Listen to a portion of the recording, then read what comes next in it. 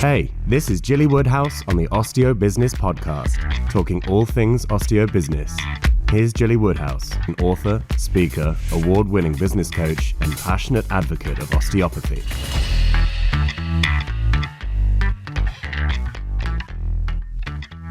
Hello and welcome back to Osteobiz HQ. This week I've been working with the new Osteobiz Fix-ers, as I like to call them. We've had a second planning session, so we've been looking and reflecting over the past year, and then we've started to look forwards, taking our lessons with us and creating a plan to follow through with. And rather differently to how most people do it, we're looking at the entire year, but we're looking further forward than that as well. We're looking 10 years forward. Because it's that, a decade is a long time, and we can achieve a huge amount in that time, but we kind of need to know where we're going so we can set our sat nav and start navigating towards it and course correcting on the way if we need to. So some people are looking at exiting, some are looking at growing their clinic. It's all, some just want to be fully booked and busy in a small clinic. Whatever is right for you, and that's it.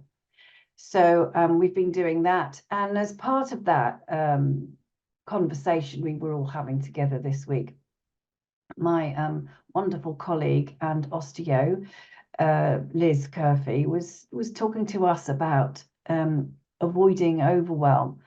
And I just wanted to share some of her thoughts with you because it was really very insightful, the advice she was giving us.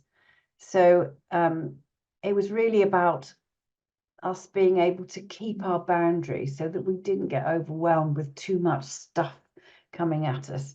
And one way to do that, she was saying, was to think about the 3 C's. And the first one is courageous. And actually, we do need to be quite brave sometimes to set our boundaries and maintain them, and not allow people, friends, family, patients, clients to inveigle their way in. So, having firm boundaries around our time is one thing that's really crucial. I know back in the early days when I was trying to get this off the ground, I'd be replying to texts and emails all times of the day and night because I was enthusiastic and I wanted to help. But then when I got really busy, I found that I was getting worn out and burnt out from doing too much for too long. And also I could see it was impacting on the family because I didn't have my full attention on my husband in particular in the evening. He'd be go, get out of Osteobiz, what are you doing? I was like, just answer this email. So it's really important to set those boundaries and keep them solid. And so now I keep my time very much with firm boundaries around it. So being courageous to just say, no, that's where my time is, or my energy, or whatever it is, and I'm not going past that.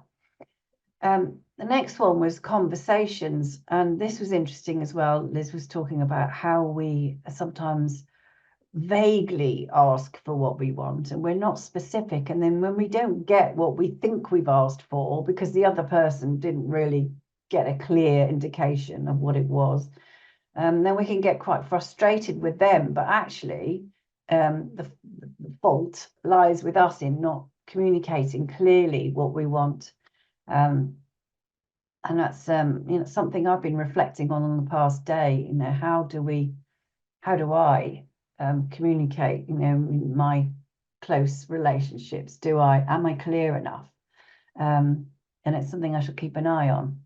And then the third thing was to be consistent, i.e. not being flippy floppy and all over the place. And one day this is your boundary and the next day that's your boundary. Being really clear as to where they are and that's where they stay. So that other people can respect it because they know you won't budge. And that's all about keeping yourself well, because many of us are givers and over givers, and we can deplete our energy as a result of that. So as Liz said, this is not always easy, but it's worth attempting to maintain our boundaries a bit better so that we don't end up in overwhelm. And she also said that it was important every day to remember to stop and be grateful for what we have already, and for the people in our lives that we love and care about. She also said it's important for us to know exactly what we want, because again, if we're vague about what we want, we're just not going to get anywhere. So being really clear about what we want from ourselves, from our friends, from our family, from our clients and patients, being very clear. And she also said, how do you want to do life? What state do you want to be in? Do you want to be calm and at peace with things? Or do you want to live a sort of fractious life? So one of the things that can happen as a result of all of our busyness that we get involved in every day is stuff in our heads just spinning around like an out of control washing machine on fast. And so Liz suggested that we try this sort of brain dump, which I thought was a really good idea, because we can have so much stuff in our heads that we do get overwhelmed and we don't know where to begin with it all. So she suggested 3 pieces of paper. Take the first piece and write down everything that's in your head that keeps popping up and going, oh, got to do this, got to do that. And, oh, what about, all the things that you fret about, whatever that is, whether that's locally or globally, what's in your head all the time, get it all out on a piece of paper. And then from there, on the second piece of paper, make a list of all the things you can't control. So that might be a war or worries about illness that might appear, something that can't control exactly, anything like that. Then, or someone else's behavior even, actually. Write all those things down, those things that worry you and get in the way and keep getting into your thoughts. Once you've got them all down and out of your head, then Liz suggested that we tear them up or scrunch them up or even burn them in the fire, to try and remind ourselves that we can't actually influence any of those things on that piece of paper. And so there's no point us spending a lot of our energy on worrying about them and getting into overwhelm as a result. And then on the third piece of paper, we can write down all the things we can control, and get all that out of your head. And what you'll end up with is a task list, basically, the ultimate task list of all the things that you can control and that you do want to do something about. And then a very good friend of mine who's uber organized, this is how she goes through her task list. It's either a do it, so you could give things a different color for each thing. So a do it, or a delegate it, or a park it. And I think that's such a good idea because, again, we can have, oh, I must do this, I must do that, I must do something else. And not all of it necessarily needs to be done today, now. So putting those into, color coordinated lists or whatever you want to do, really helps, because things that you can't do anything about at the moment, parking them just means it's there and you don't have to think about it or do anything about it or worry about it or anything. It is parked there. So for instance, we have sold our house. We haven't quite bought the next home yet. It's still in negotiation. And right now it is coming up to Christmas, and The executor who's involved in the sale is going to be in Norway, seeing beneficiaries and all sorts going on. So I know that nothing is going to happen with the purchase of this home yet.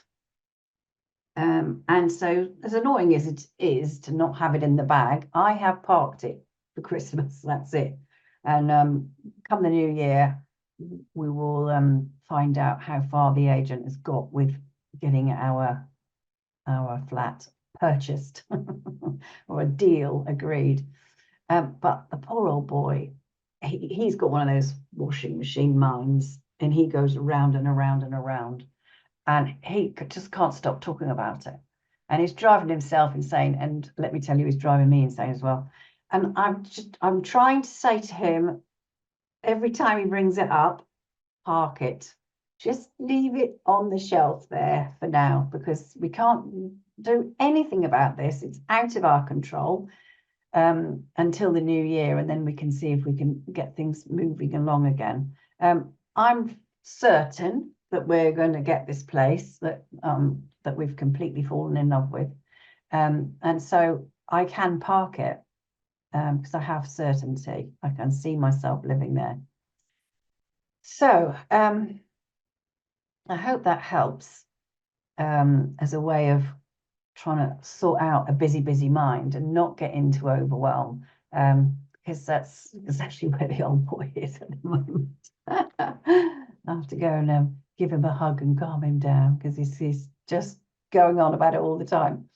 So there we are. It's coming up to Christmas now, and I'm wishing you a very calm and peaceful and restful Christmas, and I shall see you on the other side. Bye for now.